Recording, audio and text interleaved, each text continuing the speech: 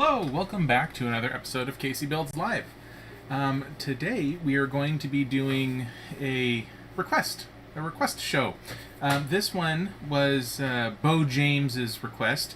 He recently got this set and said that I should do it during the stream today, for the stream today, and I assume that's because he wants to be building it while I build it, so we can do a parallel build. The set is, of course, the 911 RSR. This one came out after the orange Porsche, which was the first one that I had, that I did as a live stream on CaseyBuilds. So it's been a while since I built that guy. This one is much less complicated. It's not as detailed a build. It's less concerned about all of the internal guts. There's still some stuff in here, like you're going to have a working engine, but it doesn't have all the complexity of the transmission or the paddle shifters, that kind of thing. This one is more about really just getting the shape and the shell of it down. So it's kind of a combination of using Technic parts, but I mean it's still fairly technical, but it's more about just getting the shape of the car down. So it has the look of a Technic set, and definitely some of the complexities gets you used to building with the parts, but it's not going to be as demanding a set as the other one that we built on here. So we can go ahead and get started. This is in fact a set that I've built before. So all of the stickers are already placed, which is something that you guys know I'm always happy to not have to deal with. So one of the big tricks with this set, let's flip over to the build cam. One of the big tricks with this set is not as much a trick, but there are not numbered bags. And not having numbered bags means to be able to do it, you really kind of need to dump out everything all at once, which if you have a lot of space is okay. If you don't have a lot of space, or if you don't plan on doing it in one sitting, it's kind of unwieldy. So I prefer when they have everything split up orderly in different numbered bags, but for whatever reason they didn't do that with this one. Usually their biggest reason for not quite a softball, yeah. It's a good gateway Technic set. So Bo James has been doing a set here and there recently, and he was looking for the next thing to build, and he picked one of these guys up, and I think that was a great choice. What was I saying? The numbered bags. So one of the big reasons why they don't always number all of the bags, and it's actually very frequent in Technic sets, and particularly in the smaller ones. The bigger ones they almost always do, but in the smaller Technic sets, they like to have the set be something that it can have multiple building options, meaning they'll include instructions for to put the pieces together in different ways to build two different things. Like you might build a plane, or you might build a boat. And so having numbered bags doesn't really work for that kind of a situation, because depending on which set you're building, you're going to need the pieces in a different order. So naturally, for sets like that they usually call 2-in-1 or 3-in-1 sets, they don't. However, for sets that are larger like this, where there's only one given set of instructions, it's kind of unusual that they don't break everything up into numbered bags. So not having it in numbered bags makes the build a little bit tougher, but I'd still say all in all it's a... And it makes the sorter unhappy. And it makes your sorter unhappy too. That's Yeah. So I'm kind of cheating today in that since I've already built this, when I took it apart, I broke it up into more. I've kind of done a little bit of hard work up front. And this is the 911 RSR, and the lettering at the end of the names here, the RSR stands for Racing Sport Race Car, and that is it is not a street legal Porsche. It is a purely built as a race car, and you'll see different things in this build that go along with that. For example, it only has the driver's seat. There's no passenger seat in the car, because if you're racing, you're not going to have a passenger, and you want it to be as light as possible. So one thing that is important with this model is to keep track of make sure that you keep things oriented correctly with your instructions. Normally they have signs that say when you need to rotate. This one, going between 5 and 6, it actually rotates and it doesn't tell you to.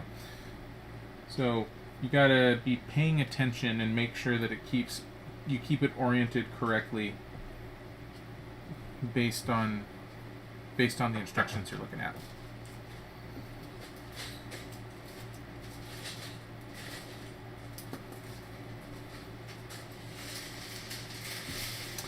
But since this is not as complicated a build as like the today kind of a build, or we'll just keep an eye on it, see how far we are into the instructions, and it might be a today and tomorrow kind of a thing.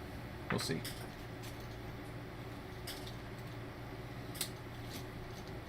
But it's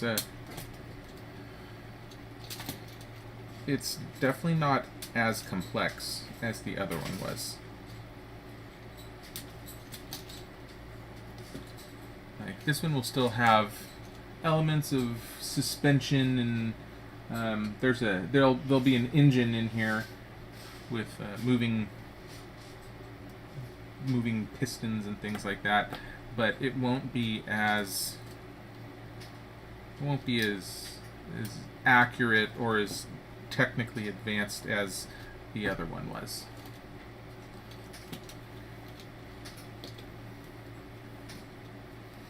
Which is fine, because if it was exactly the same as the other one, then it would be a boring thing to build.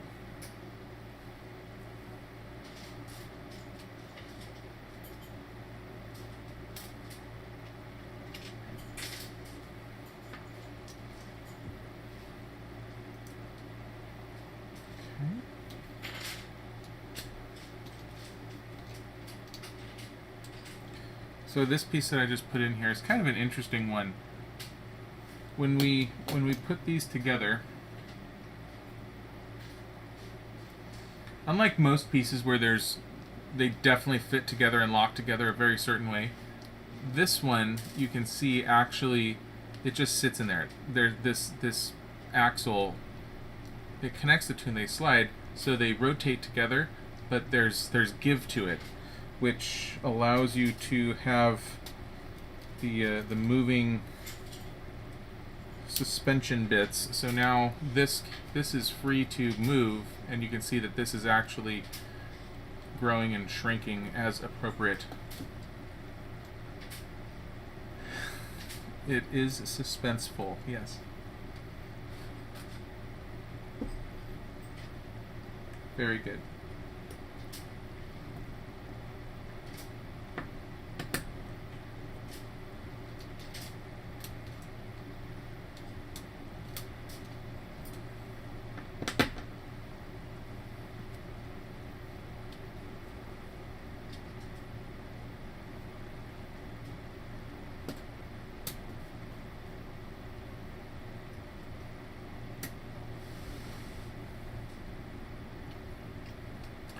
You know, I think I've mentioned this before.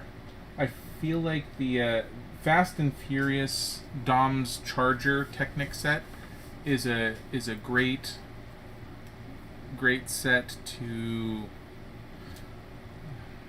dip your toes into the Technic waters with. And when I was building this one, I hadn't really been considering it from that point of view, but this one is also probably much more approachable for somebody who's not as familiar with Technic.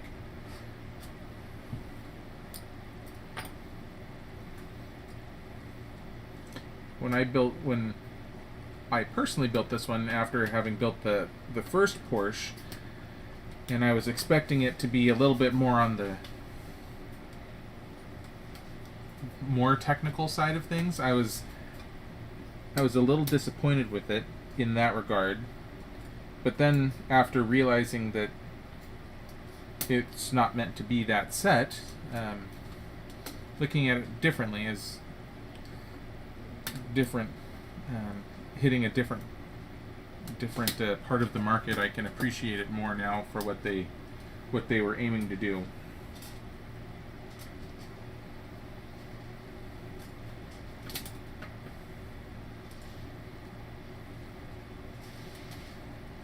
Which is to say, it was more of a me problem than a them problem.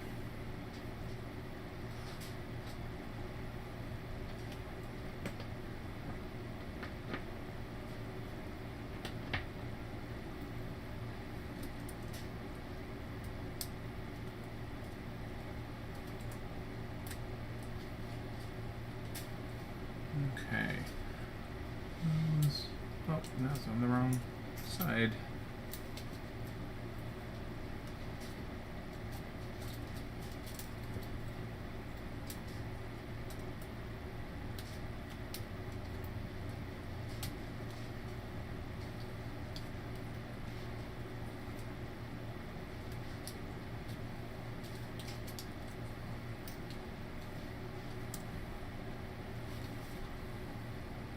Okay. Not sure if that's the front or the rear of the car. Actually, that would, assuming this is rear-wheel drive and not all-wheel drive, which I don't know for certain, because we have this differential back here, this is most likely the rear of the car. I think the RSR is a rear-wheel drive, so that would make that the rear.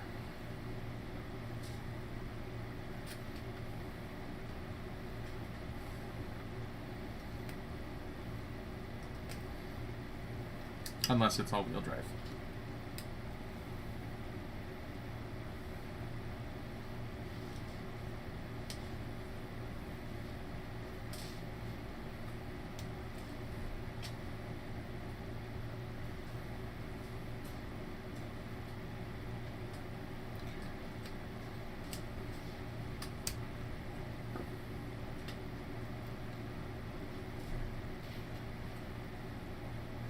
One of the OCD things that I do when putting with these sorts of parts, the gray one, the inside where all of the holes are, the way the plastic is set, there's kind of a lip to it, and it's hard to show this here. If you're looking on the inside, you can see there's a lip that is not symmetrical to both sides. So here it looks like there's a top where there's an arch and a bottom which is open, and it has never made any kind of a difference whatsoever in any single one of the builds that I've ever done. But just knowing that there is an open side and a closed side, they always show it in the instructions. The instructions are precise enough to show the open and closed sides. So even though it's never mattered, I always line up the open and closed sides to be appropriately facing upward or downward, as it shows. Again, I don't think I've ever come across a set where that actually mattered, and I can't Haven't yet been able to come up with a reason why it ever would, but just on the off chance that someday it might, that's one of the things that I always pay attention to and do as shown. It's one of the very, very small details that you could easily overlook, and rightfully so, but just one of the things that I always pay attention to. Most likely needlessly. Okay. And again, make sure things are oriented correctly. Put a couple of these vertical black stabilizing bars on here before, so keep everything facing the correct directions.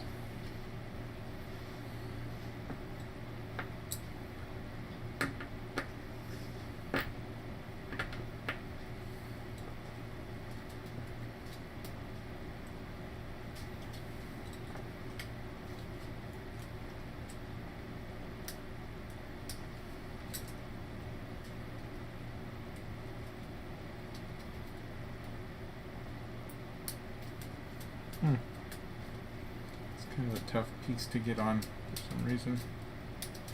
Yeah.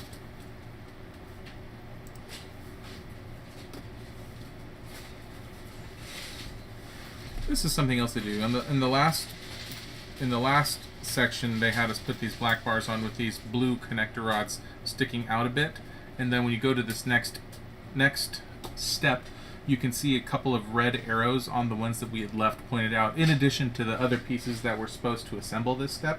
So that's something else you want to pay attention to. It's really easy to focus on what new pieces you're putting into place and skip the part of the step for the pieces that are already in place. And that's something I feel like they could forecast or do a little bit. They don't necessarily need to double it up like that. I think they could move the red arrows part of the step up to earlier when you're actually putting the pieces in place, and it would be clearer, but they don't, and so that's just one of the things you need to be paying attention to. I have certainly missed them from time to time, and then you have to, when you're further along and you see, wait a minute, this piece isn't as far in as it needs to go, sometimes it's kind of hard to get your fingers into the place they need to be in order to actually get it into the right spot after you place a whole bunch of other pieces around it.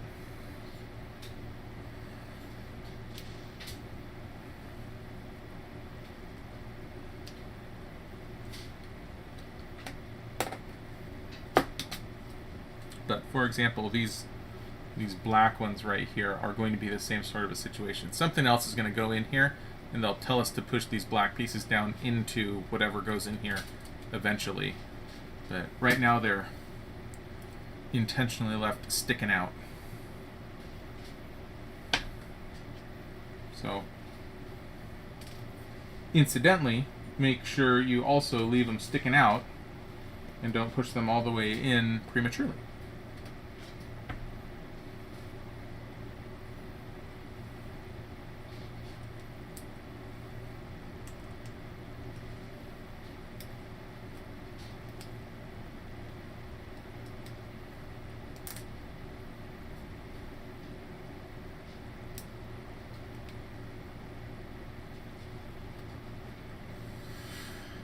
Okay, this guy goes here. Yep.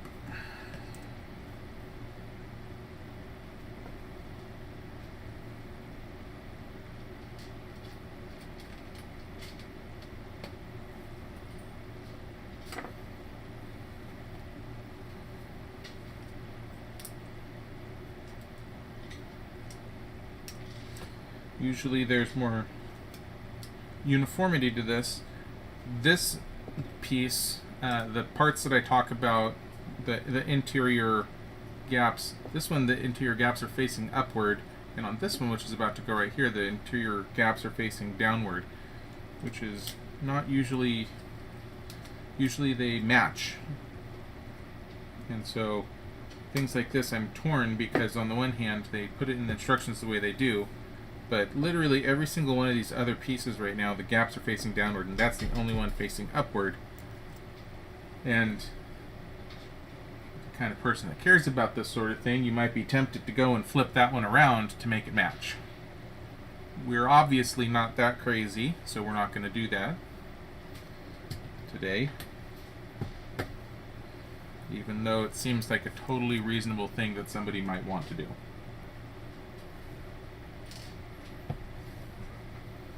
For completely uncrazy, not OCD reasons.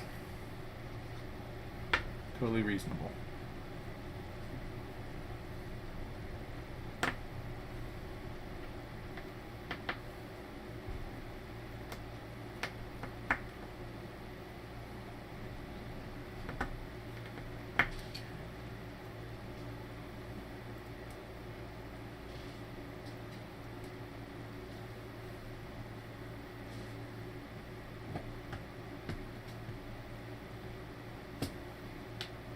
In other 911 related news, I was reading about the latest iteration of the 911 Turbo S.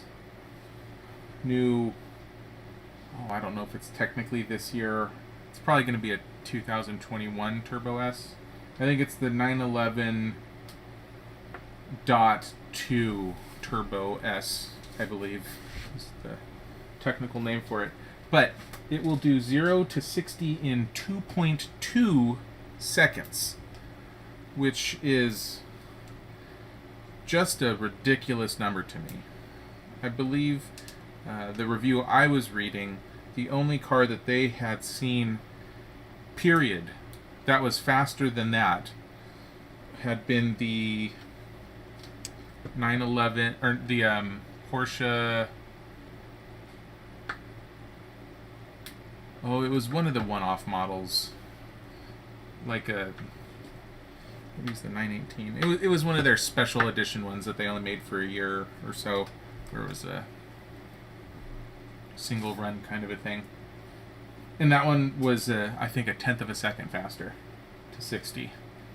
But other than that, it's the winner. Which, when you think that's a $200,000 car, compare it to way more expensive than that. Lamborghinis.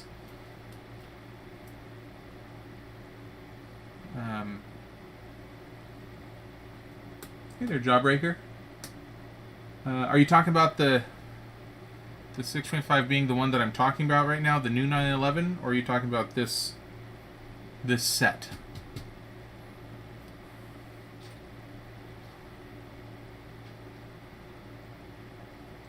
And I can actually have an answer to either one of those questions, or both of those questions. I actually don't know off the top of my head the horsepower for either one of those. I don't remember. So whether you're talking about the thing that I'm talking about right now, or the thing that I'm building, I don't know.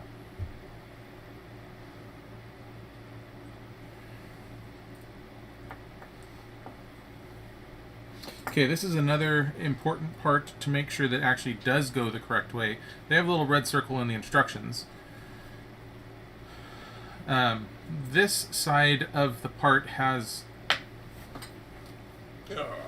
a bowl opening on the end here, and one side is closed and one side is open.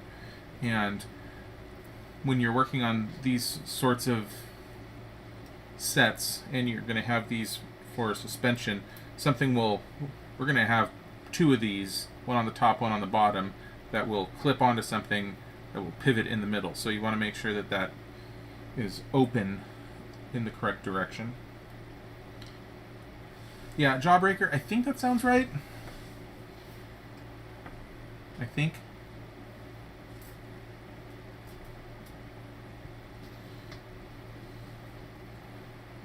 But yeah, when you compare that new Turbo S to the other, exotic supercars out there, certainly there's more reasons to buy a car than purely based on the numbers. But when you think about it as being $200,000 and how quick it is, it's almost a bargain.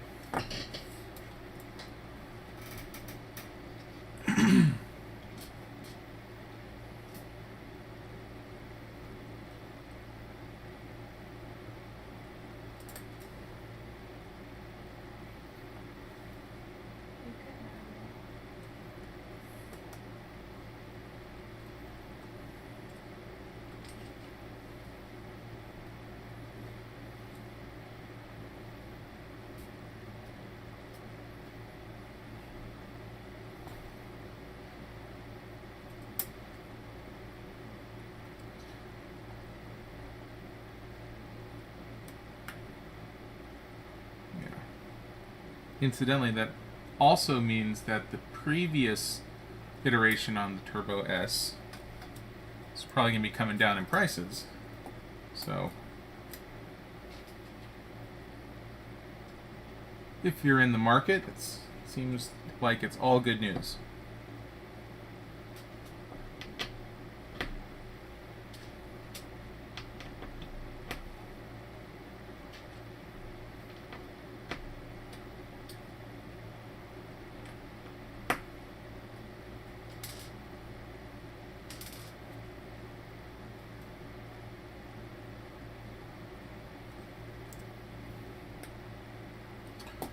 Alright, well, we're getting all sorts of separate little sections that we're building up here.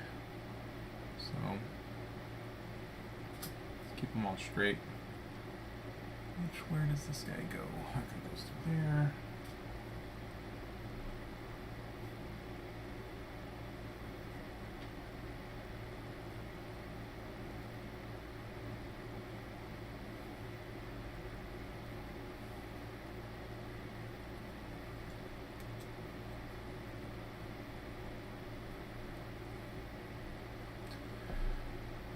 Okay.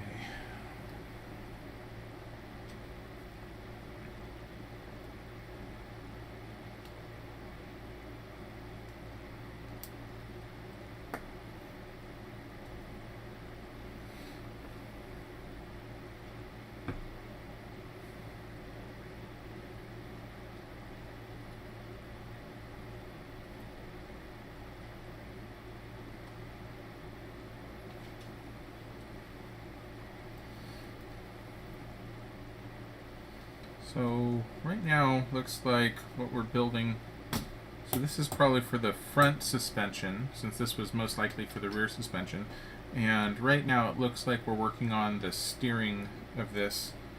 This is a pretty common thing that they have with the teeth here, that most likely these will attach out to the wheels, so when it goes back and forth it'll turn the wheels back and forth, and then there'll be a gear that moves this back and forth. So it's a pretty common sort of setup that we have with Technic sets.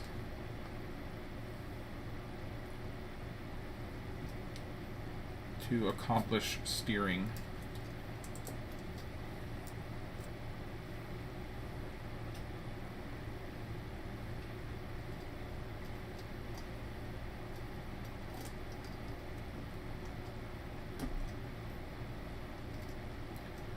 And one thing that I always like to do is make sure that my steering column is neutral, assuming that this will go up and attach to a steering wheel, which if I hadn't already built it, that would have been my guess, but I can confirm that it will go up and attach to a steering wheel. So I like to keep all of my axles and things lined up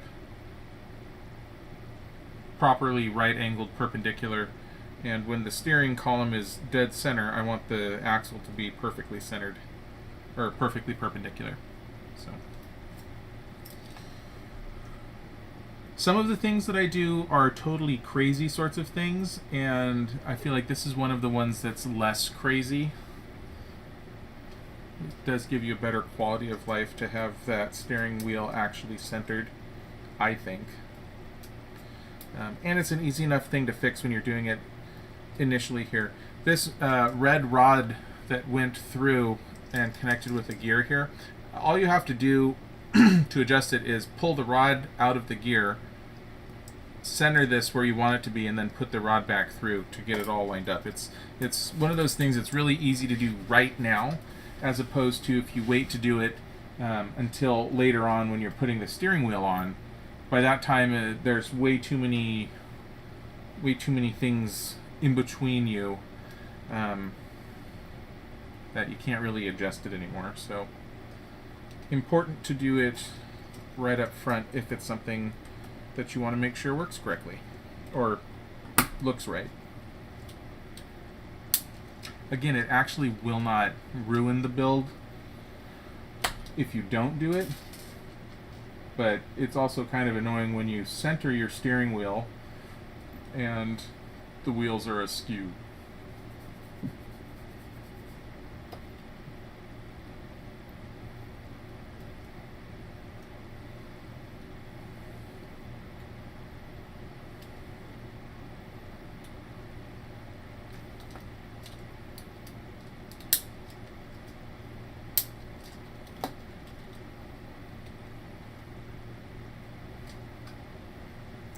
Ah, I like that. That's integrity. Yes.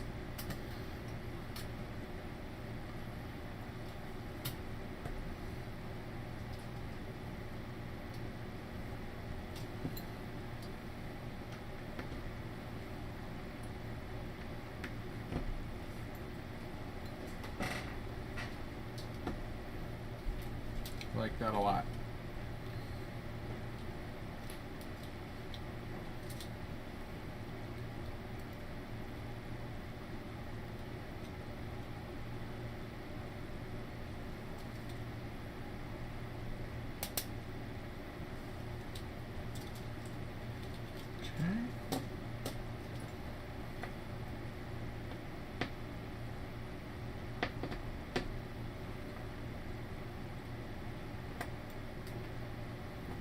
Similarly, one of the sayings that we have that we like to use at work is paint both sides of the fence.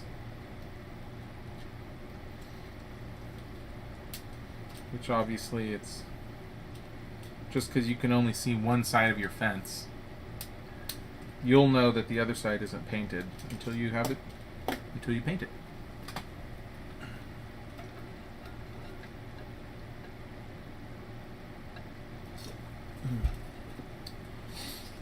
So just because you can't see the job hasn't been completed doesn't mean that it's completed. Alright, this one's kind of tricky to thread through here. You do have to thread it through. You can't come up from the bottom to get the suspension in the right spot. It's kind of a weird way to get it in there.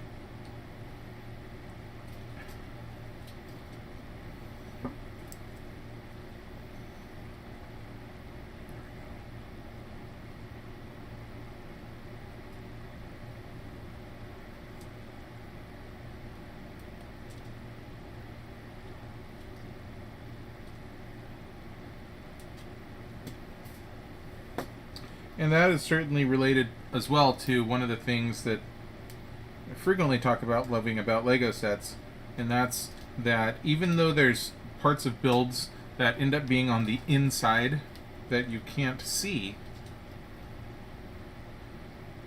oops, oh, I put those on backwards, shoot. Lego puts just as much effort into the instructions for stuff that are on the inside that only you as the builder will ever see, that people who are looking at your creations wouldn't ever be able to get to. Still going through the steps, you know that stuff is done well on the inside, and it's kind of like a little surprise secret, little fun secret that the designer and you have that you're sharing with one another, and you're going through and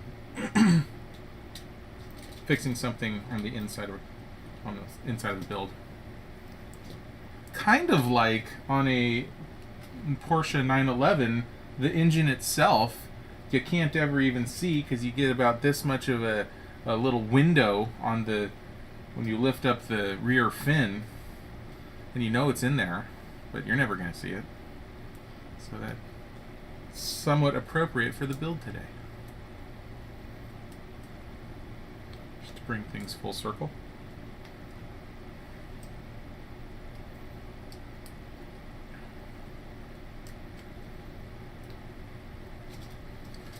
How do these go?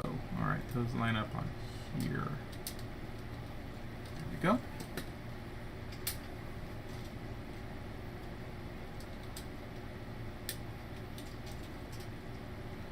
And I once again did something backwards. Great. I keep I keep doing that with this set. So, Bo James, if you're building along at home, do a better job than I'm doing of keeping things oriented correctly. I keep turning it around when I'm not supposed to, or not turning it around when I am.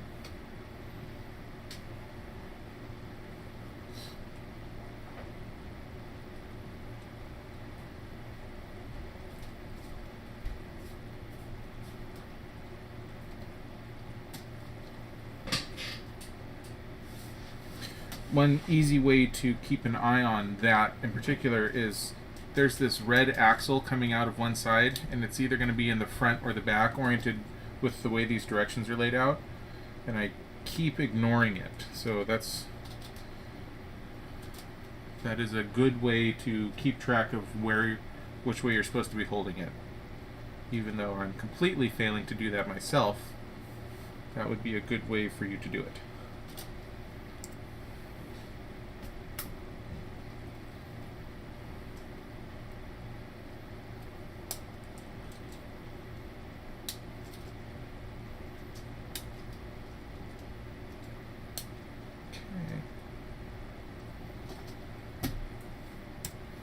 Steering is nearly complete. Alright, and as promised, this is going to go in here, and now these black pieces lock it into place. There we go. And just like we thought, rear wheel drive. This differential back here is for the power in the rear side, and this was the front. So all of our guesses were accurate. Way to go, everybody.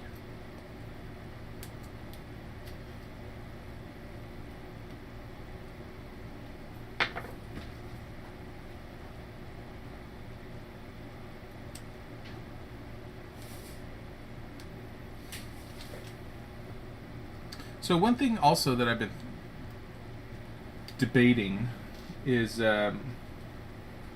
whether or not the Saturday... Oh. Thank you, Bo James. Glad to... Hopefully my mistakes are going to help you with your build. I've been debating whether or not to keep doing Saturday and Sunday both, and maybe just move it up to just doing Saturday builds and then overflow on Sunday if the Saturday build's too big, as opposed to planning if I were to finish this today, for example, come back with something else tomorrow. So I don't know if anybody has any super strong feelings one way or the other, but I'm starting to think maybe we'll aim to mainly do Saturdays and then Sundays if they're necessary, I think.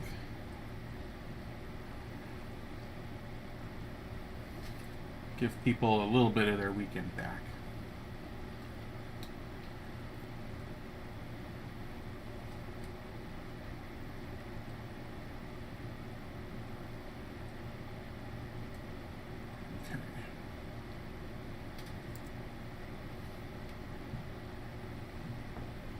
Okay, this guy, how does he need to go?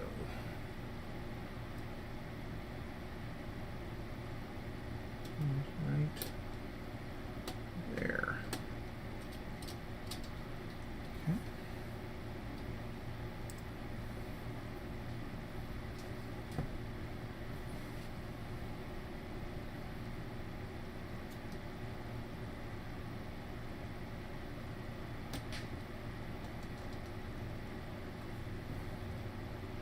Whoops.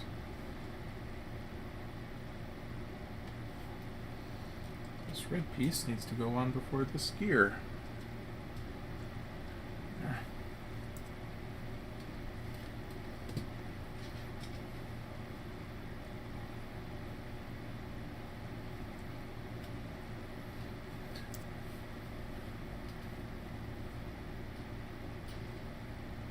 Certainly, if anybody thinks that's a terrible idea,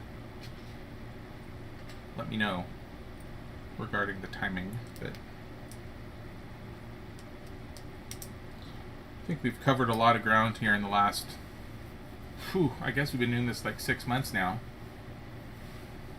So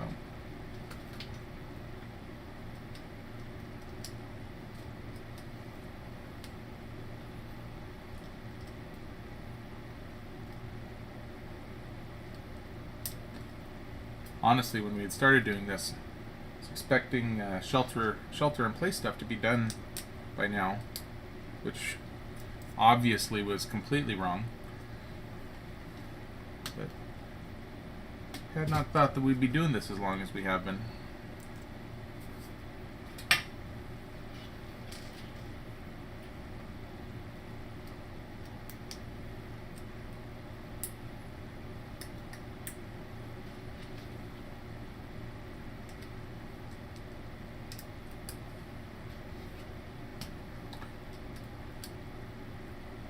Just out of curiosity, anybody that's out there watching right now, does my stream seem like it's breaking up quite a bit more than usual? I'm seeing a lot of jumpiness on my end, and I don't know if that's just what I'm looking at or if that's actually coming through.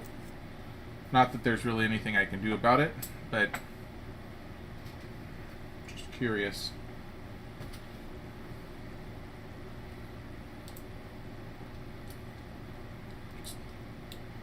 Further reinforces that I need to give Comcast a call and change some things.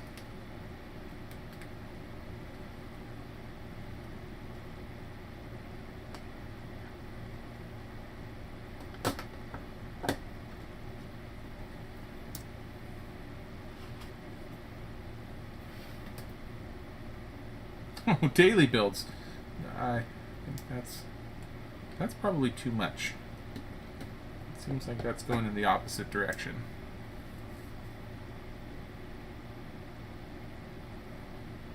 Pretty jumpy. That's unfortunate.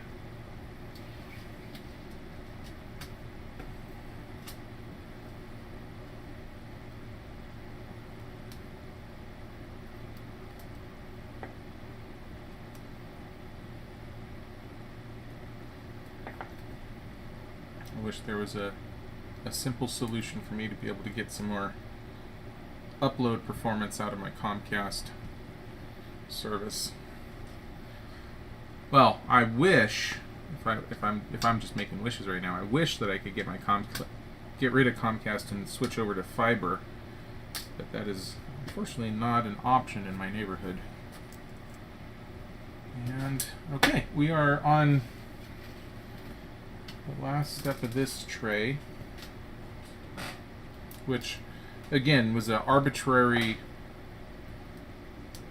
number of steps that I've created for myself, having already built this the first time. That makes it a little bit easier for me, since I've broken all of the pieces, since we don't actually have bags on this guy.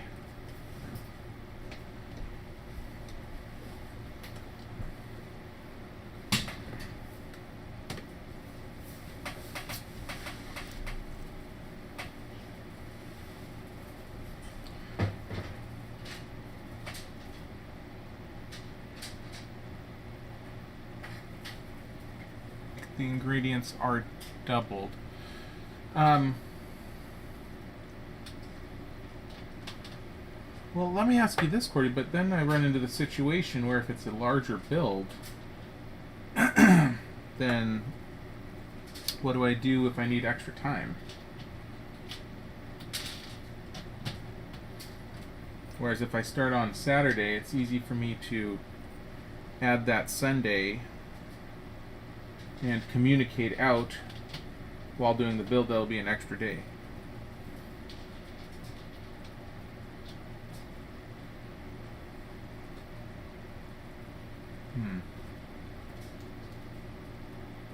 This is an open forum here. If anybody has any ideas about that, if I were to do Sundays but I need more time, then how do I do that? So Sundays only, and let things just sit out all week until I can get back to it the following week, huh? Or following weekend.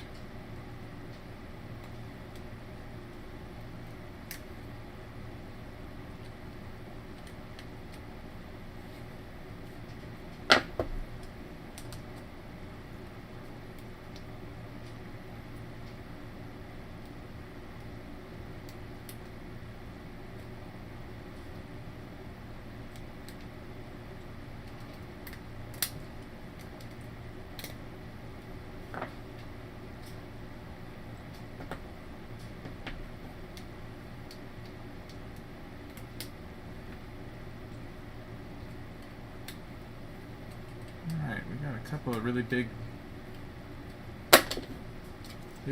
flat. Oh, these are little runners. Runners down here. How do those line up? That lines up. This one's tricky because it's not exactly the same number. It goes one over for how many there are here.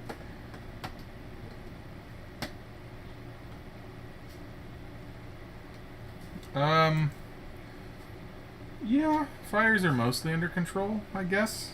I think. I believe there's still some areas that are working on it. Our air quality is certainly much better now than it was a few weeks ago.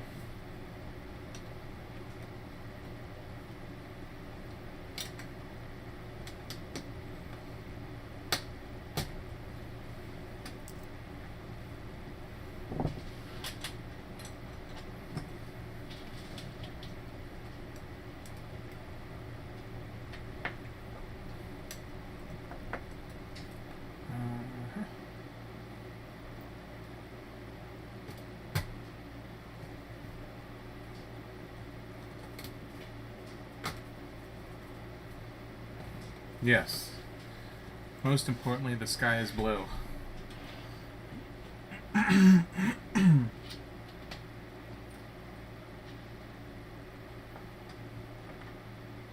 air quality is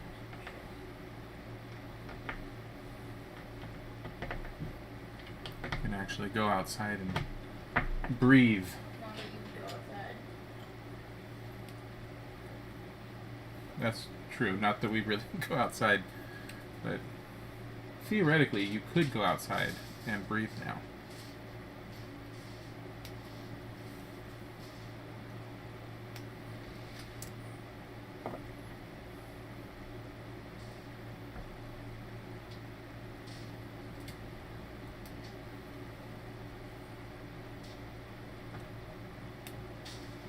We did have a driveway movie night last night with Christopher Bailey to celebrate his husband's birthday this coming week. Happy birthday. And we were able to sit out in the driveway. It was rather warm, which I know, Cordy, that probably would make you happy. But we were all commenting on how nice it was to be able to sit in the driveway and breathe and not feel like we were going to die.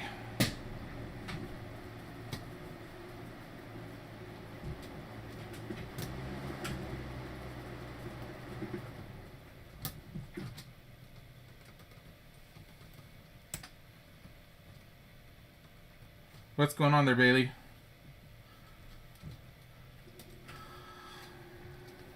Okay, this is telling us something.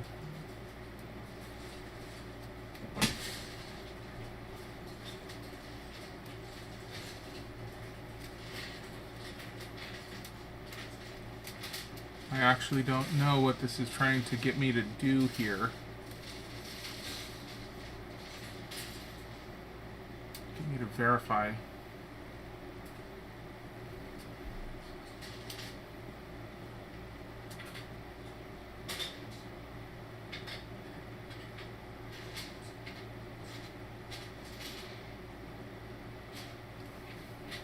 There's some very intricate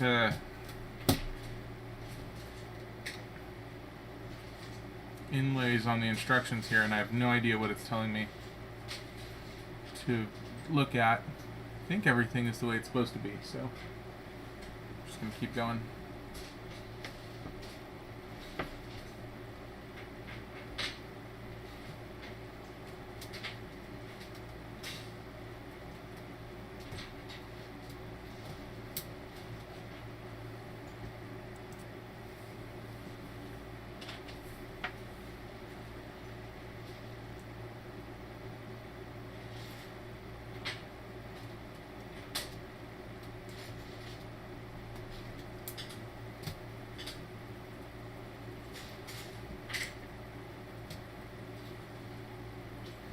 Okay.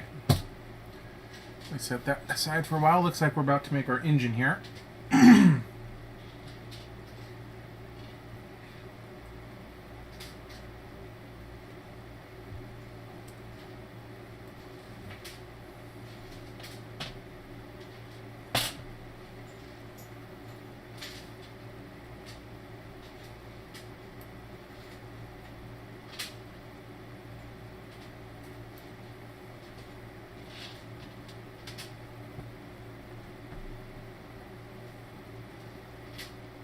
Oh. Okay. There's going to be some stickers on some of these pieces at some point. Okay. Not these guys. That one is be stickered. Oh. Lex is pointing out to me the ones that have stickers on them, which I did not realize. So. Also, apologies for having this tray not in view. Again, if that's ever happening, please let me know so you can appreciate the beautifully sorted pieces.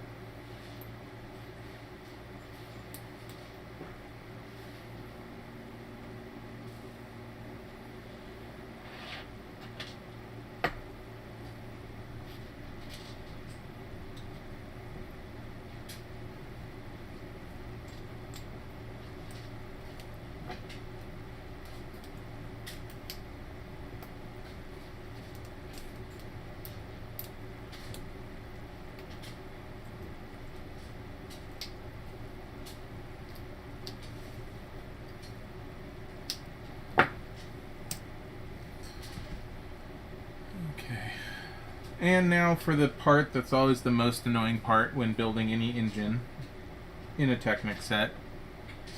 Putting together all the pistons and rods and all of that stuff.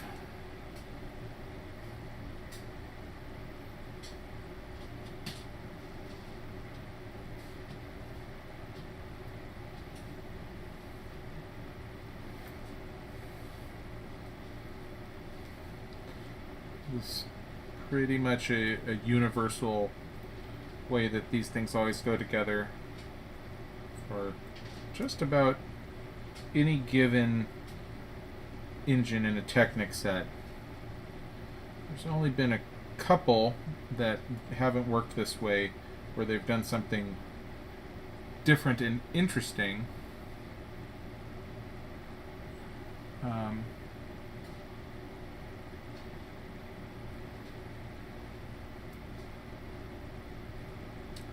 But this is a pretty standard technique. Uh-oh. Something going on with my stream?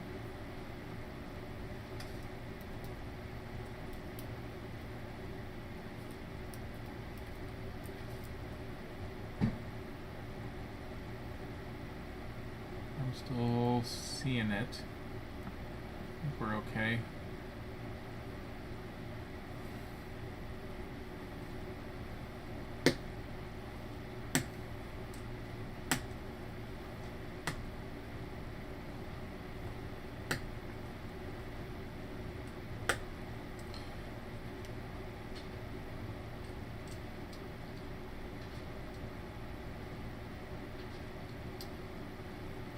You know what? I'm gonna try to lower my bit rate here real quick and see if that makes a difference. See if it can make it a little bit more sustainable.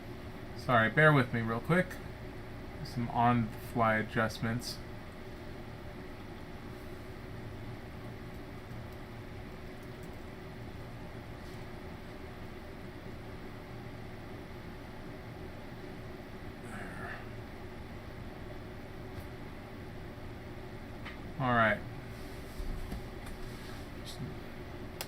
lowered my bit rate a bit on the video, and hopefully that'll help it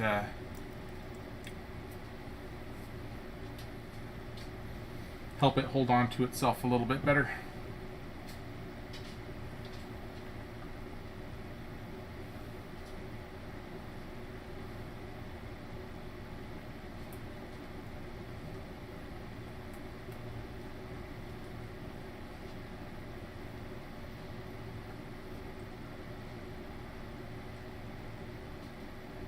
Okay.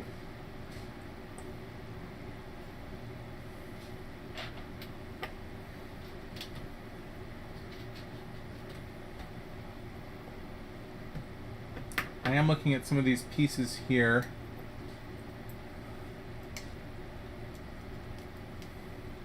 No, never mind. I'll show them a little bit better when I get to that step.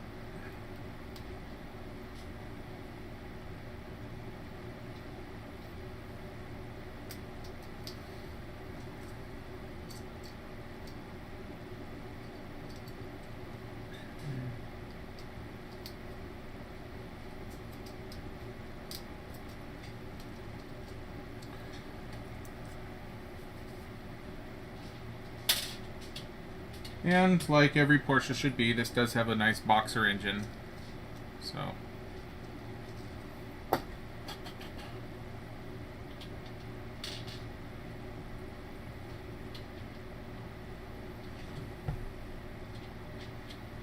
which you can pretty clearly see with this build.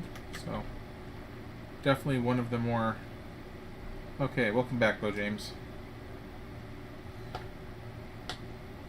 Sorry about the stream quality.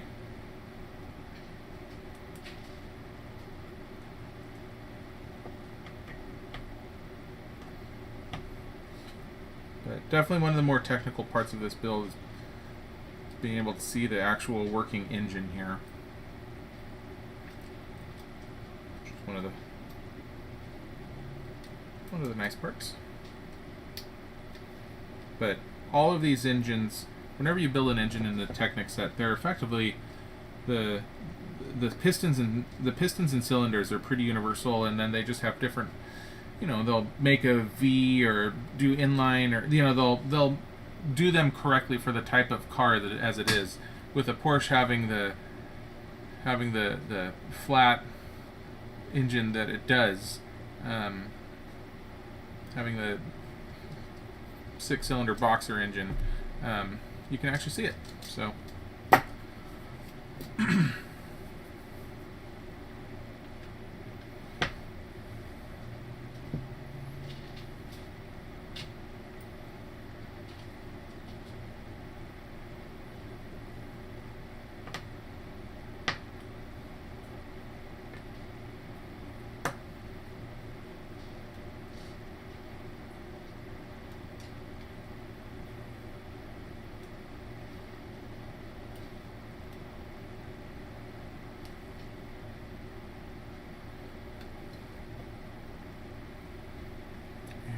this guy is oriented this way. There we go. And the engine drops into place on the rear of the car, which is where it belongs on a Porsche.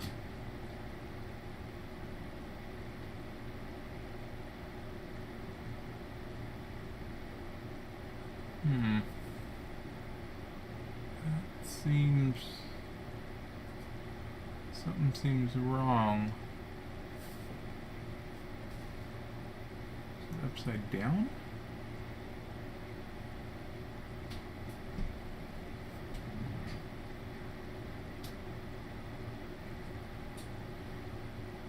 Oh no, that's just meant to travel a bit. Okay, I think that's okay. Yeah, I think we're okay here.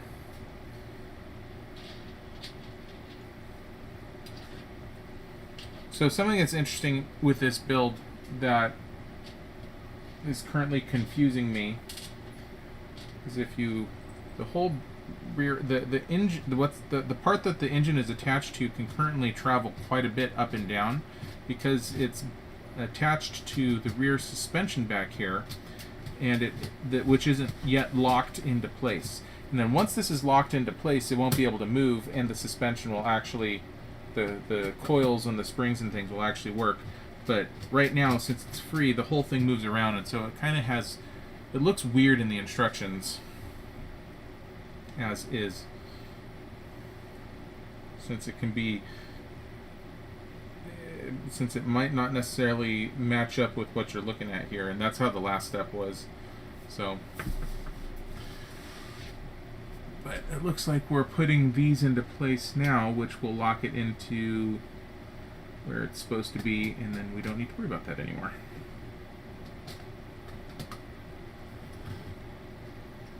Problem solved.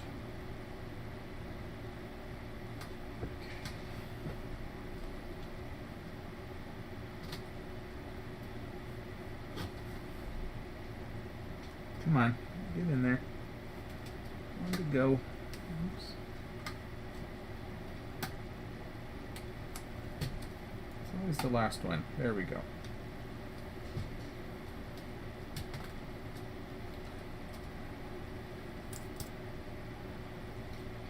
Oh, these guys come back. These ones go through.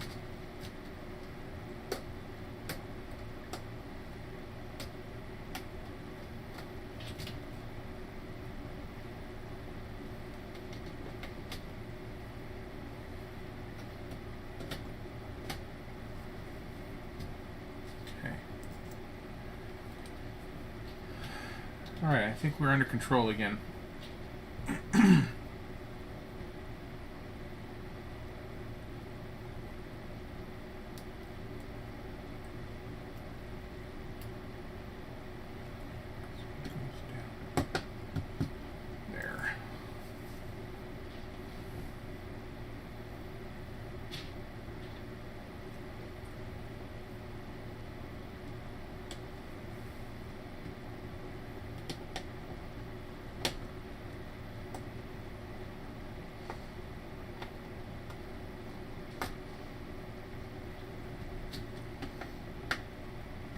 So one thing with this set is it really wants to keep things nice and firm, and since there's less piece density as compared to, say, the other Porsche that we built, since there's things that are a little more spaced out, there's going to be more bits in the middle to firm up the longer spans, if that makes sense. With the other Porsche, everything is a little bit more, because everything's tighter, since there's more piece density.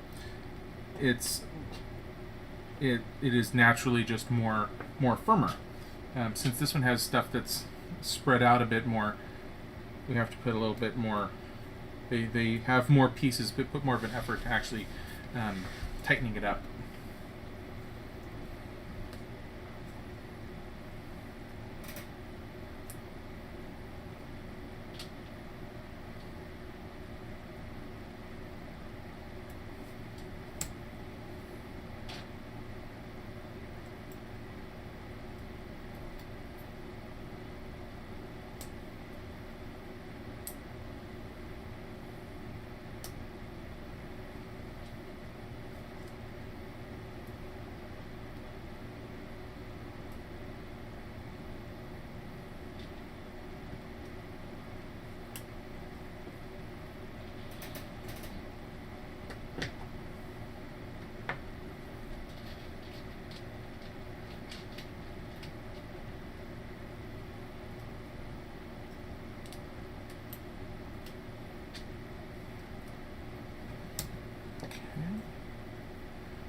Alright. This guy needs to go here. And then these ones go and lock it into place here. Okay. Very good.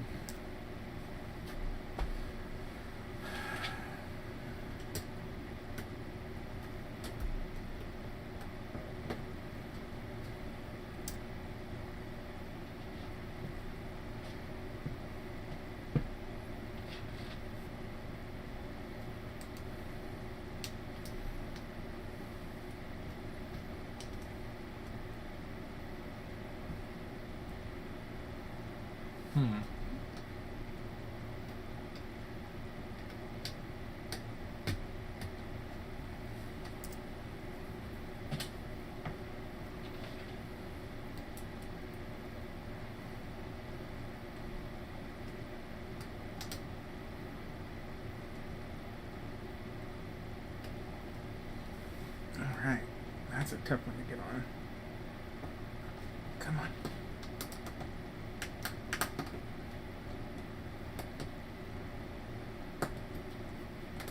Oh yeah, there we go. Got it.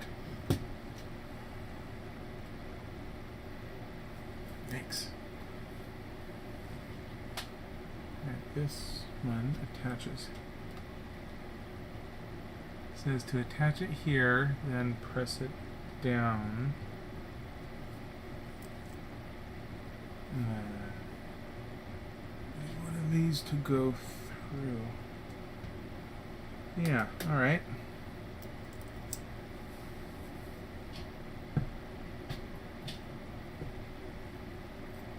Okay, I don't remember if this is important in this one or not, but when you're putting together, when you're putting these pieces together, sometimes this is very important. In the Land Rover set, this was very important. If you didn't do it the right way, it would make a clicking sound when you rolled it around. So you can see here, I'm matching what it says to do in the instructions. You could, if you look at this, you can see that the openings on the gray pieces are lined up. You could just as easily rotate it 90 degrees and have them be offset with one another, where you could see the red slit there, or you can see the red through the slit. You could see that on top, whereas with one of them and the other one have it be on the front. For this one, in the instructions, it shows to have them be lined up with one another. So go ahead and do that. Again, I don't know if it was as important with this one as it is with other sets, but it is in fact something that absolutely makes a difference sometimes. So better safe than sorry. Go ahead and make sure that is lined up correctly if you're building it. Okay.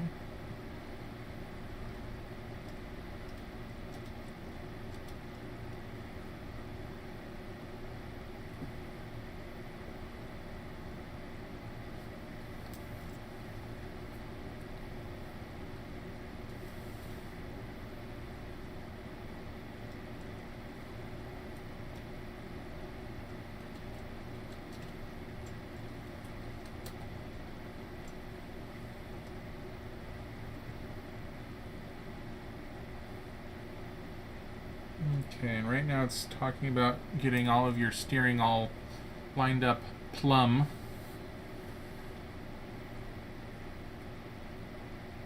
The efforts that we went to earlier were unnecessary because we now have a way to adapt that right here, which couldn't remember if we had an easy way to fix that or not. So luckily we do.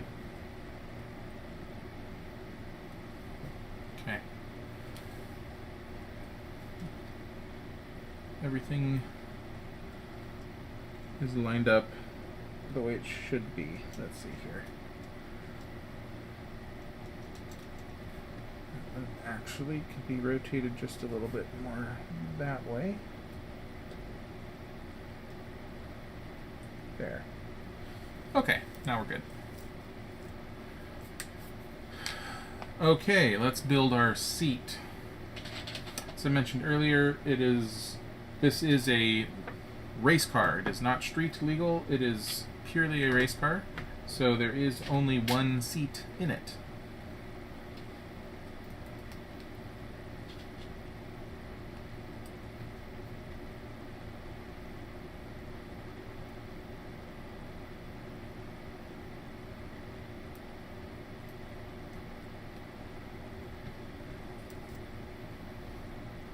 And there's... Okay, now we're on the step where my stickered pieces will be used.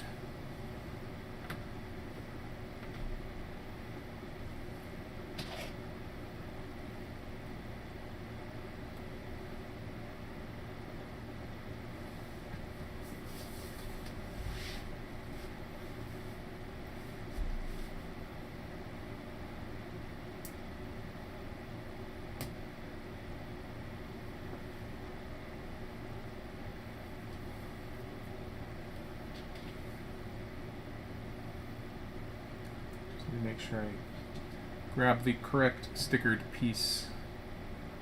Let's see here. This one is oriented. That's the wrong way. This one is oriented that way.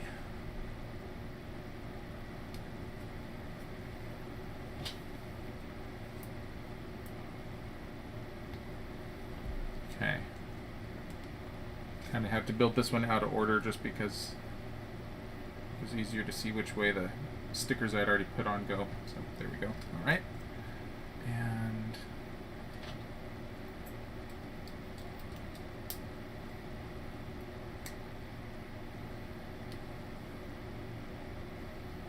oh, I remember I did this the first time when I was building it. This little spacer piece needs to go on before the big piece goes on.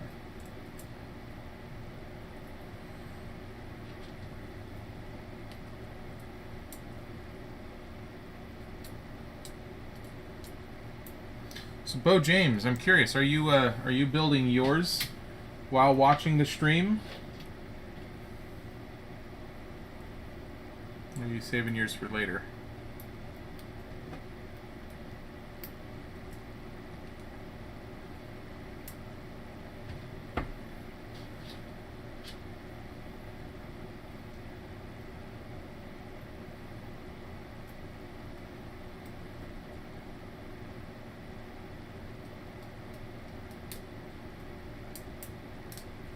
Assuming you're still out there.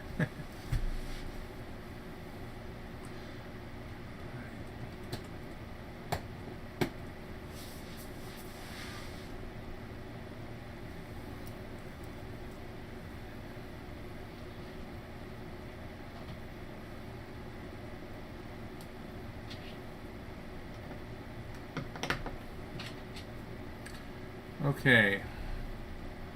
This one, I have to count out 1, 2, 3, 4, 5, 6. 1, 2, 3, 4, 5, 6. That means 7 over here. Yeah, got it.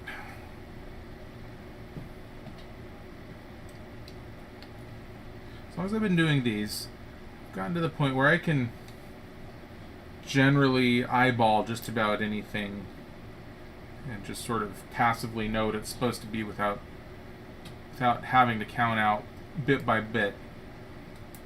But every once in a while, some of the longer pieces in particular, every once in a while I have to count 7 holes. This is where this one goes. So not very often, but sometimes.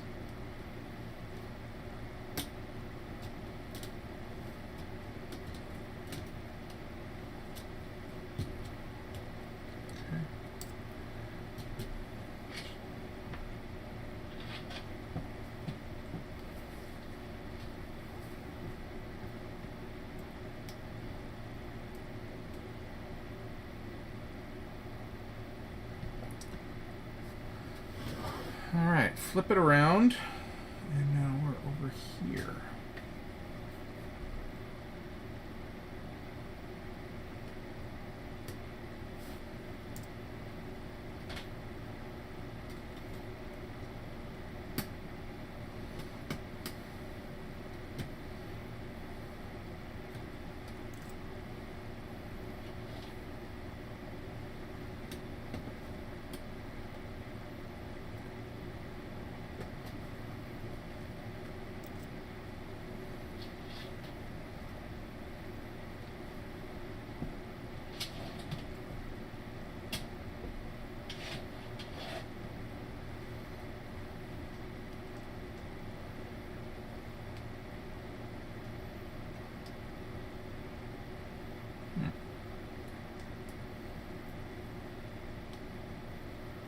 What are you going to be?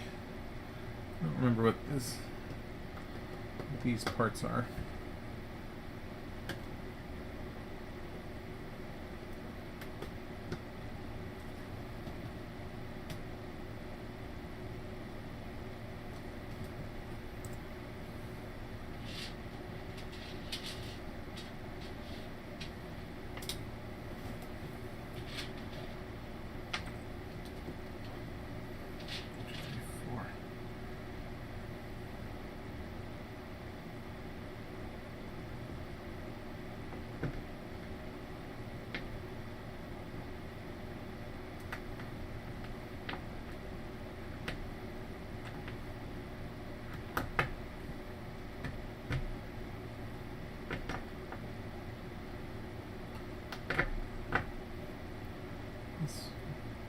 would be where another chair would go.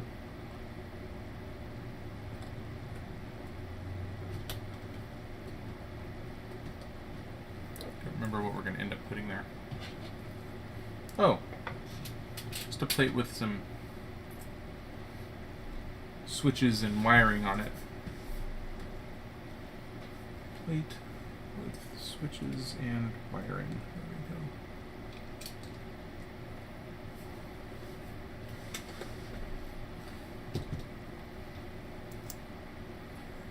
Okay.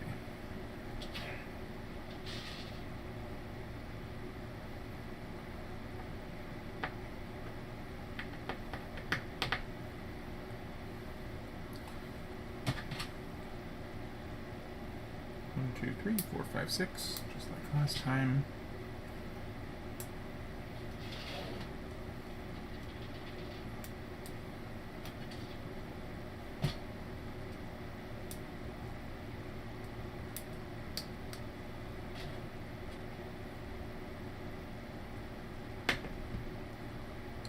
Okay, we're done with that tray. Let's see here, and we are 1/3 of the way through the build. I'm guessing we'll probably get through maybe one more tray here. Maybe one more tray, and that'll maybe get us up to about 4 o'clock, and I'm hoping that'll be half of the build. Maybe 2 more trays. I don't know. I think maybe if we do a couple hours today and a couple hours tomorrow, that'll get us. If you do that tray, you're gonna have it'll be halfway because there's 5 bags that you'll have already done and 4 left. Okay.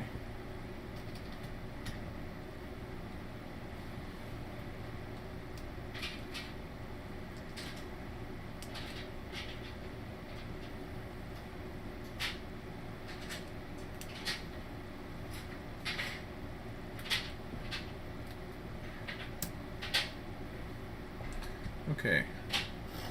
Car's turned itself back around, and now we are here.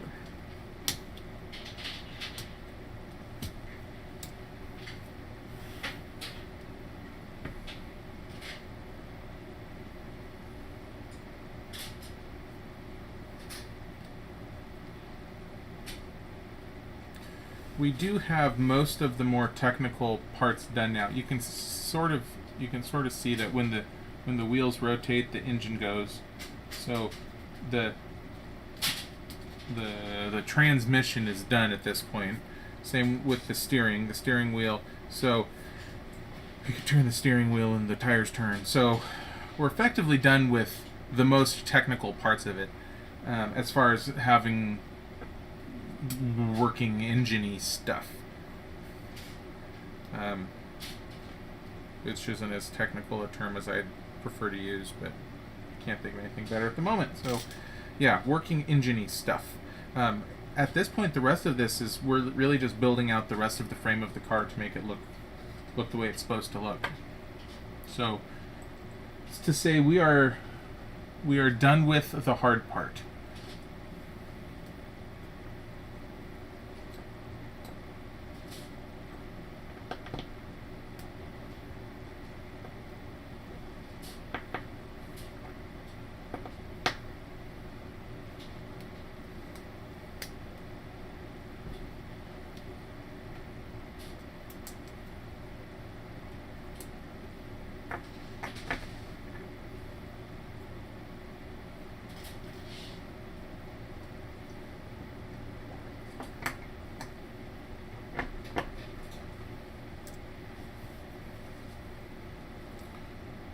This fit on here.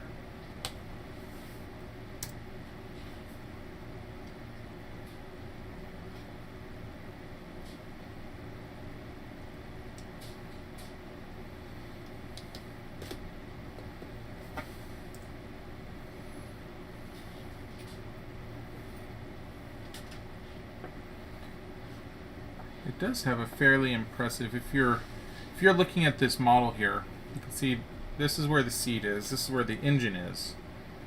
It has a fairly impressive nose given how everything exists back here.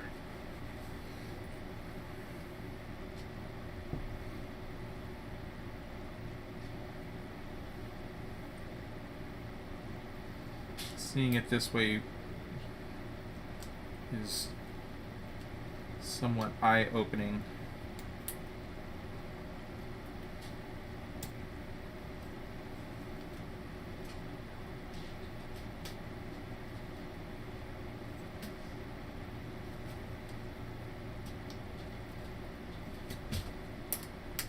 To see seeing the dimensions of everything.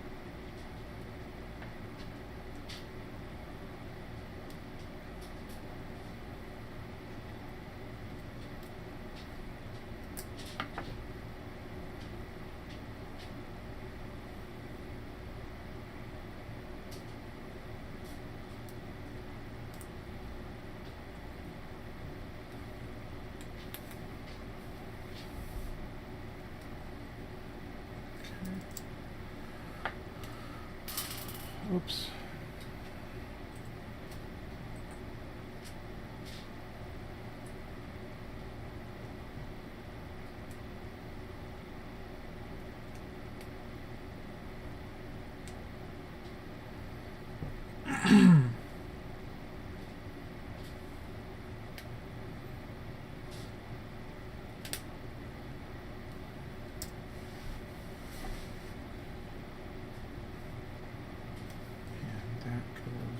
That way.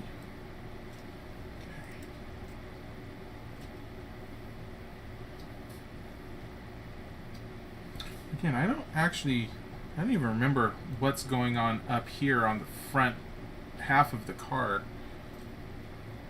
As far as I can remember, it's just a hood that opens up, but I suppose we'll see.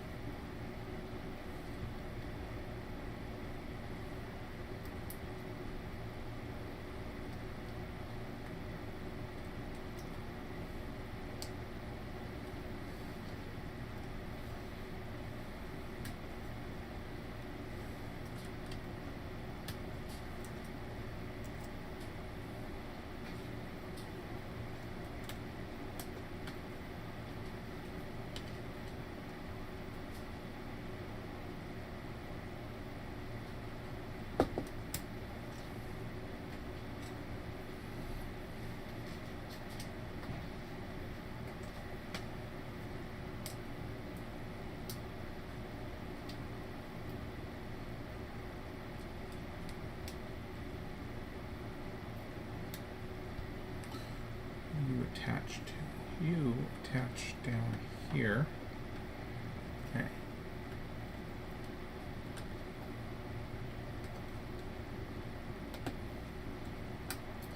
Yeah, I feel like the front of the car is mostly just aero stuff.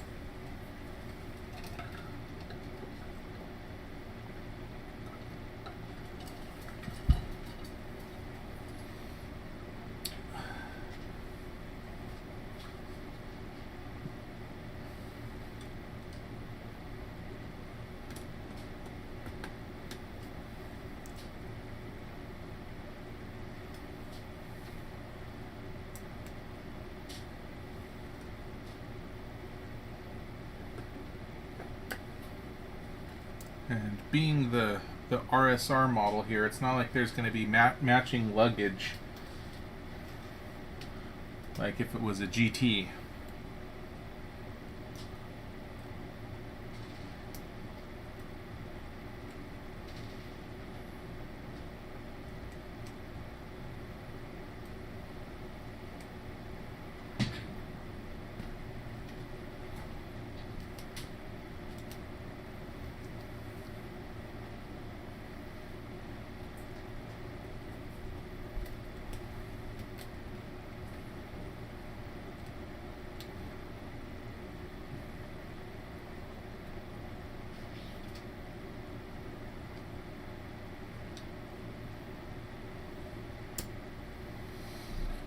Okay, now for the rear, this goes back here.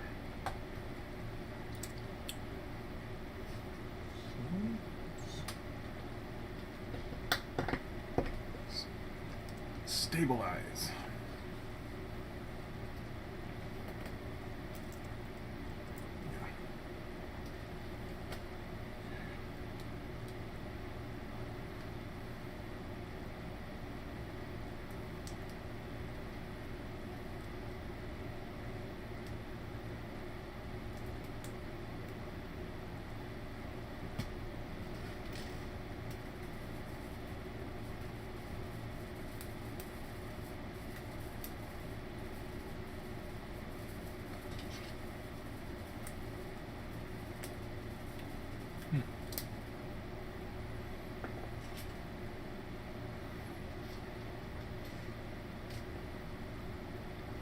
There's a buzzing noise coming from my box fan.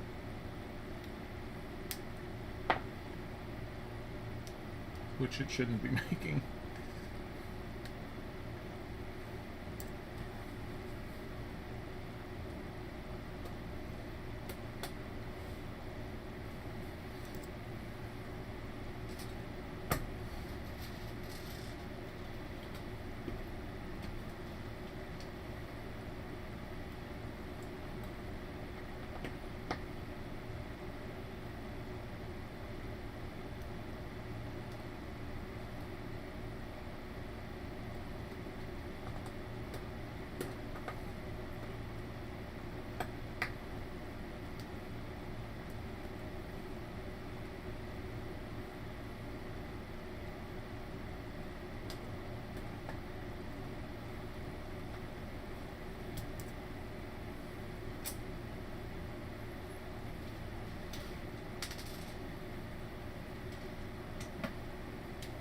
Sound is almost like a piece of tape has fallen into the internal fan area, which doesn't make any sense because there isn't any. But that would be the sound. That's how I could describe the sound. Like there's something just barely in the way, not enough to cause a problem with the fan, but enough to make a weird sound.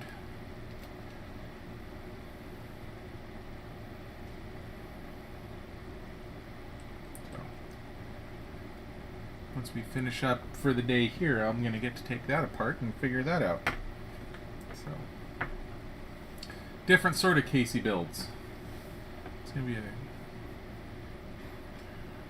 Casey deconstructs.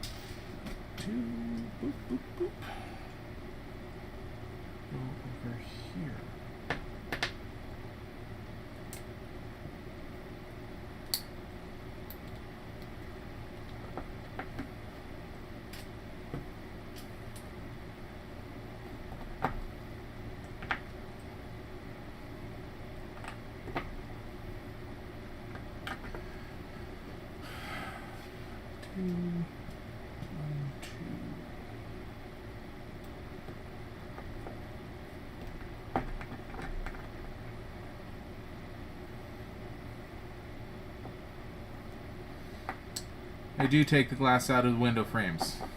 Excellent question. Yes.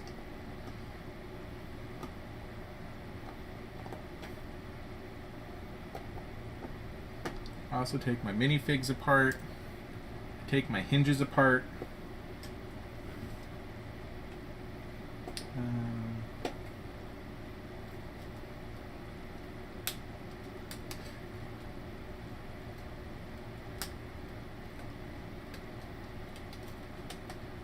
Actually, there are a couple of exceptions to those rules. When I was taking apart I believe I mentioned this one to you, Cordy. When I was taking apart one of the Harry Potter sets that had, like, I want to say there were 21 frames, window frames with little windows inside of them.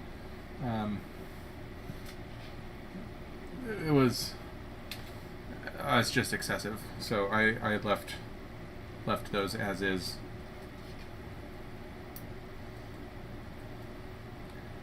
Again, quality of life improvements.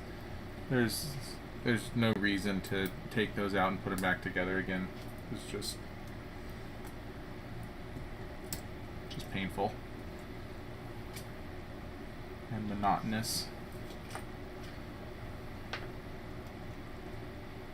But normally, assuming there's only like a couple of windows, I will take them out.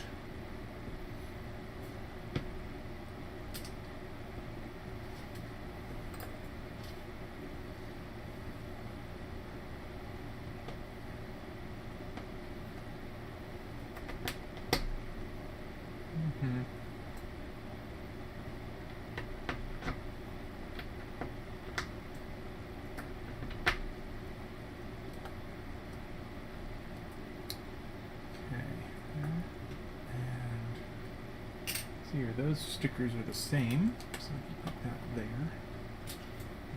there, and this guy goes back here. Alright, and now we'll do the other side.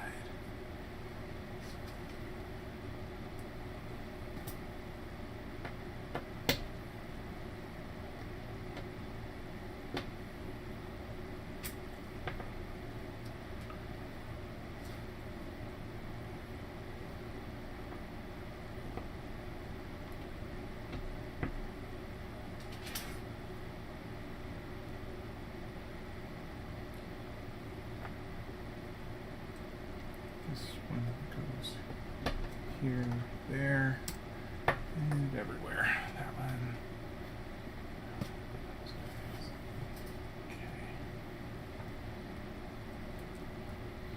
As you can see, we're getting to the end of this tray.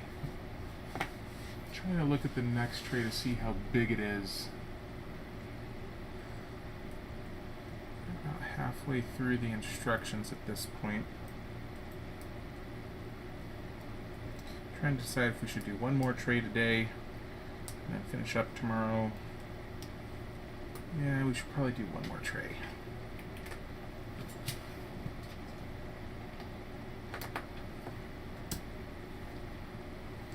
Definitely want to finish tomorrow. So I don't want to have to go too long tomorrow either.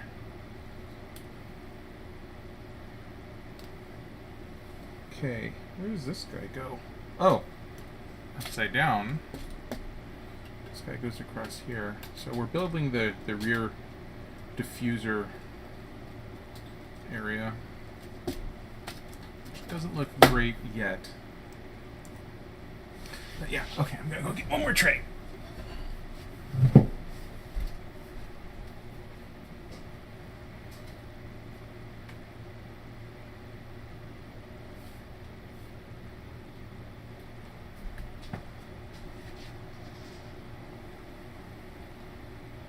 Go.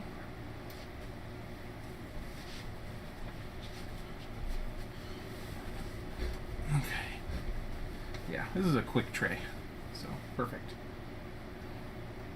Good for, should take us another 20 minutes or so.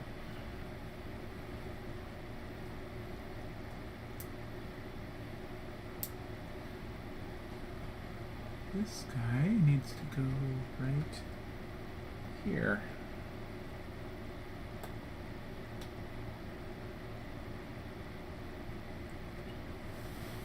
Yeah.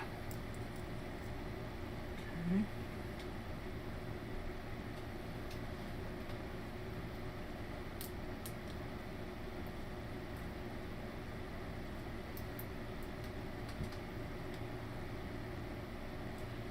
This guy goes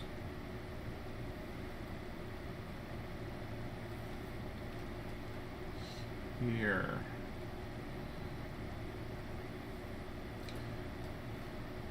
I love all of the isometric instructions that LEGO uses.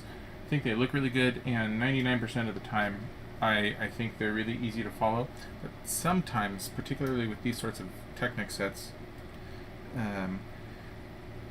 as things get more complicated, because there's no perspective to them, because they're isometric, they have a tendency of where things can line up, and you can't tell if they're here,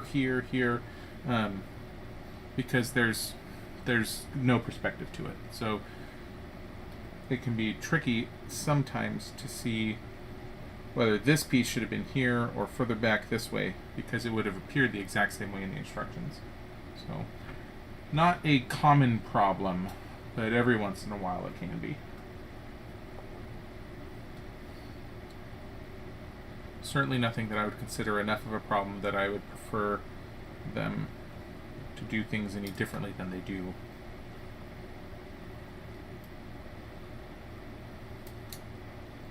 I know that is solved with the Cordy. What are those ones that you like? Is it Instructions Plus? What are the ones that you do on your iPad that you can freely spin them around?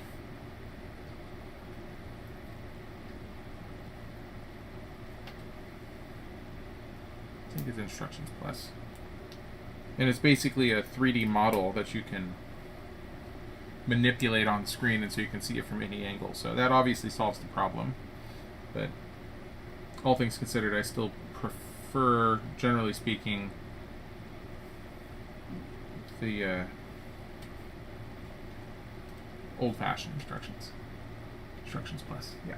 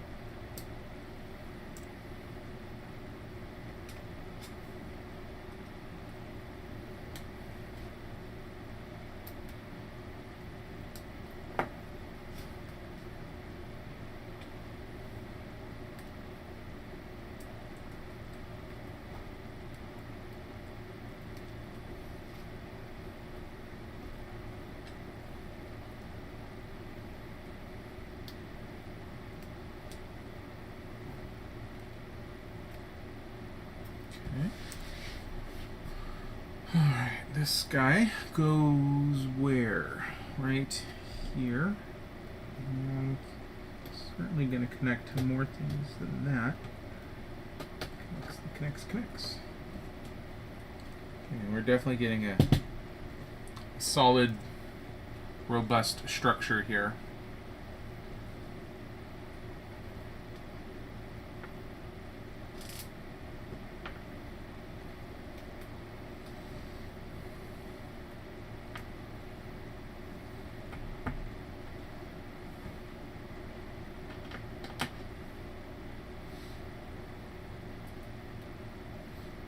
Downfall to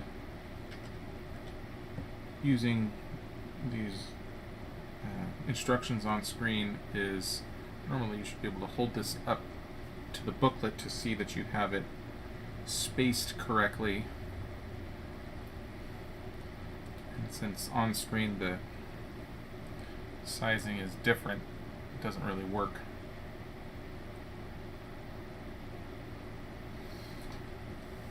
But having done enough of these, I pretty good guess of what they're getting at. So I think I got it.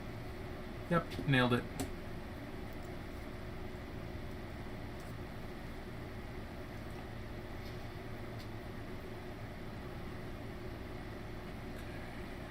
That's that one.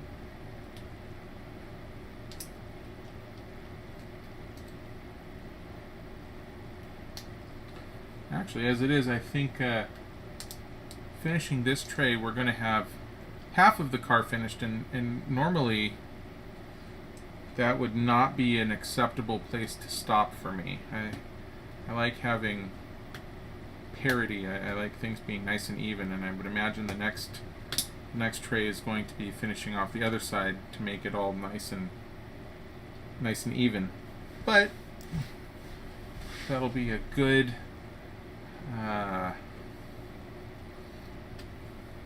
little bit of therapy for my OCD to leave it until tomorrow, because it doesn't matter. It doesn't matter if everything is perfectly lined up and patterned, and I'm not going to change a thing. It'll be fine.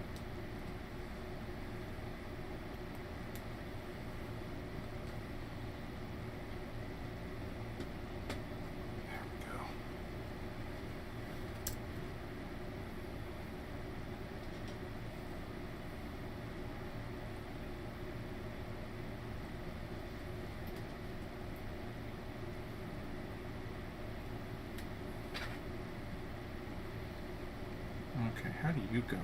That's interesting. That goes like that. And that goes right there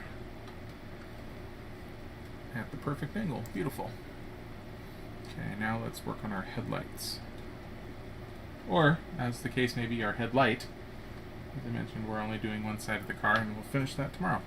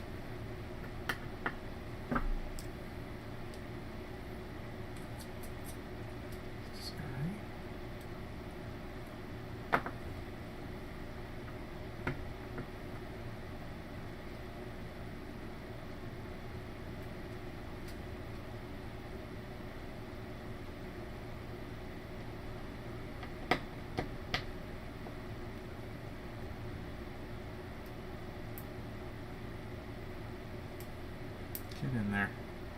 Come on. Got it.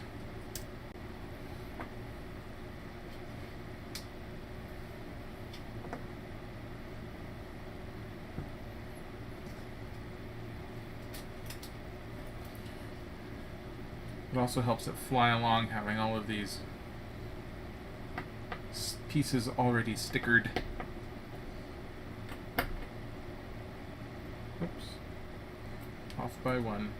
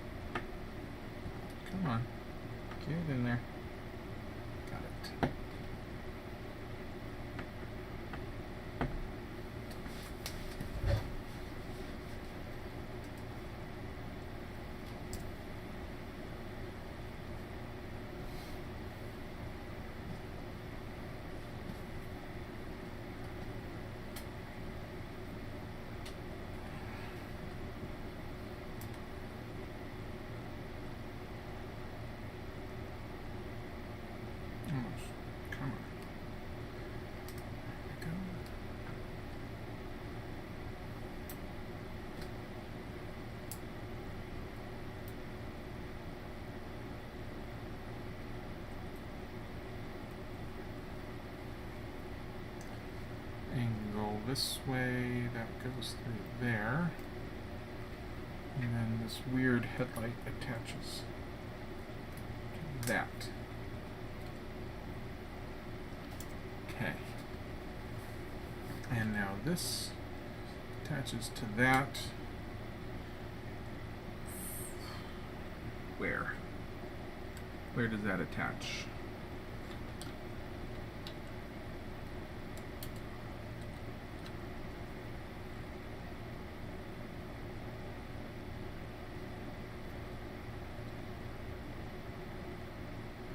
That goes to that. Haha. Got it. All right.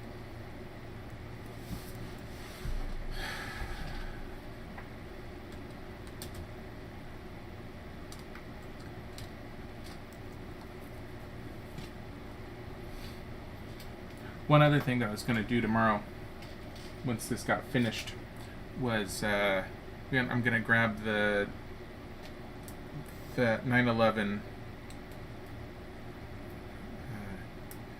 the orange one that I built on here for my first stream, and hold them up to one another for some size comparison.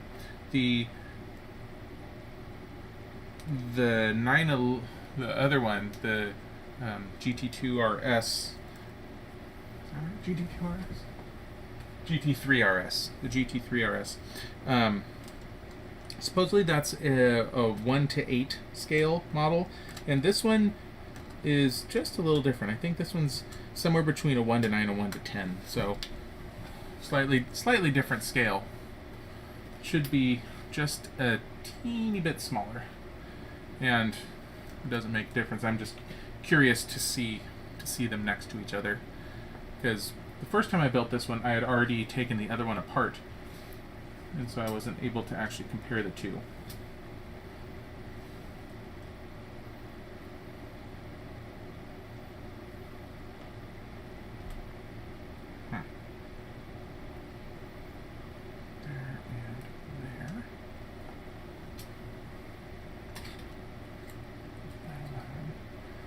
Also, one of the things that I like about this model in particular that makes it special to me in a way that other models just can't compare is the race car has a sticker on the inside of the door here. Of all tracks that they could put on here, it is Laguna Seca, which is what I consider to be my home course. This is where I've gone out to a number of times with my dad for the historic automobile races, all sorts of things.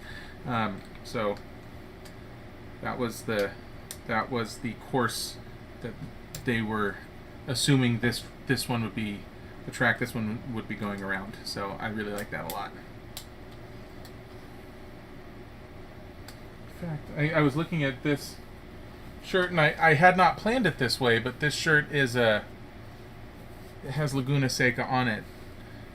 I had obviously planned to wear a car shirt for a car-related build today, but I had not remembered that this had a Laguna Seca sticker on it, and that this shirt was, well, I knew this shirt was related to it because that's where we had gotten it from going to the historic automobile races a few years ago.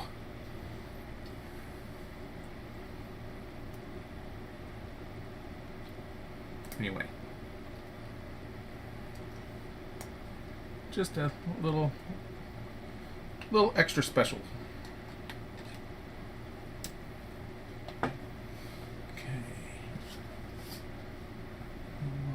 Okay, and this is going to be tricky to get our stickers to line up. Oh, it actually shouldn't be that much of a problem. Should be okay.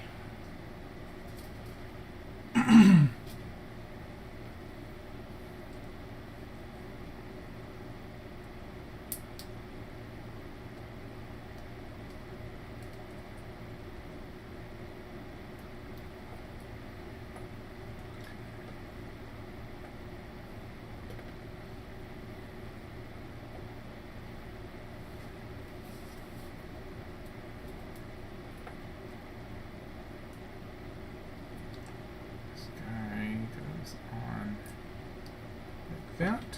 And now we have our rear view mirror. And now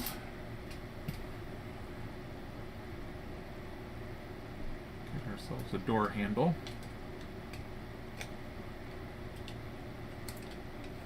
Just going upside down, and now it's correct. 1, 2, 3. Boom. Turn it around. Constantly orienting things correctly. And this is for the driver's side, so that means it does go here. Okay, and I believe, yep, from the bottom, because there's 2 hinge points. There we go.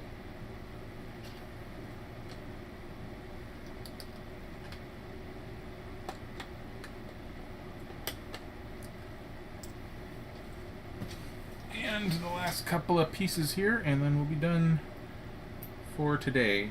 And then back tomorrow at 2. And I'm still thinking about changing things up. Not ready to do it just yet, but thinking about it. Oh. There we go. Yeah, the map of Laguna is on the inside of the driver's door, so you can look down and see what corner he's in. Okay, that's it for today. I think that's a good one. Good place to stop. We're a little over halfway, so tomorrow should not be 2 hours. We should be done faster than that. So thank you all for showing up, as always. Enjoy the rest of your Saturdays, and I will see you guys tomorrow. Bye, everybody.